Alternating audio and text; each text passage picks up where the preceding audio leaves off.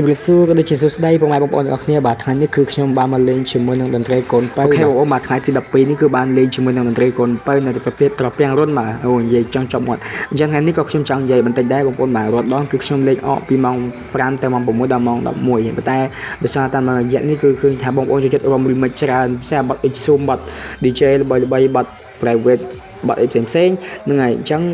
បងគាត់តែអាសាឃើញអូនលេង remix អញ្ចឹងគាត់ចង់រងតែ remix តែខ្លះ remix តាំងពីម៉ោង10រហូតដល់ម៉ោង11អញ្ចឹងទៅគេថាបងអូនជាដៃអកគេហៅបងអូនឲ្យទៅលេងអកទេមិនមែនឲ្យសម្រាប់ចាក់ remix ឡើយអញ្ចឹងបើបងប្អូនចង់ឲ្យបងអូនចាក់ remix គឺខ្ញុំក៏មានសំណូមពរទៅដល់បងតកែភ្លេងឬមួយក៏បងម្ចាស់ផ្ទះគឺថា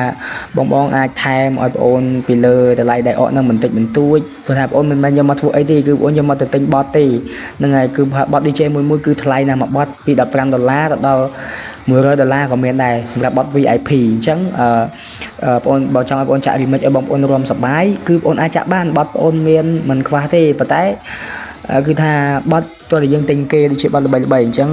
ក៏សំណពរកន្លែងហ្នឹងបន្តិចអាចថាខ្ញុំមកលុយក៏ថាបានដែរប៉ុន្តែមុនខ្ញុំបានបទហ្នឹងក៏ខ្ញុំត្រូវការ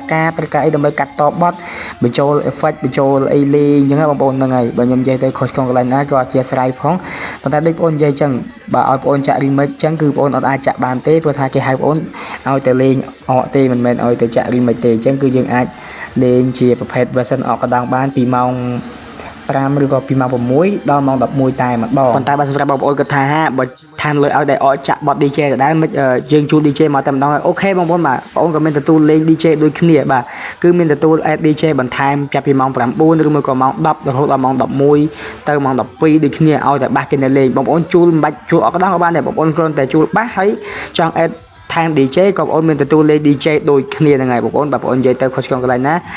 សូមអធិស្ឋានផងបាទអញ្ចឹង remix បងប្អូនតែចាក់លេងនេះគឺបងប្អូនចាក់តែខ្ញុំចាក់ឲ្យបងប្អូនមើលលេងអញ្ចឹងតែអញ្ចឹងបងប្អូនហ្នឹងហើយតែអត់អាចចាក់បានរហូតទេអរគុណច្រើនយើងទៅមើលគេរំលេងសប្បាយៗទាំងគ្នាបាយបាយ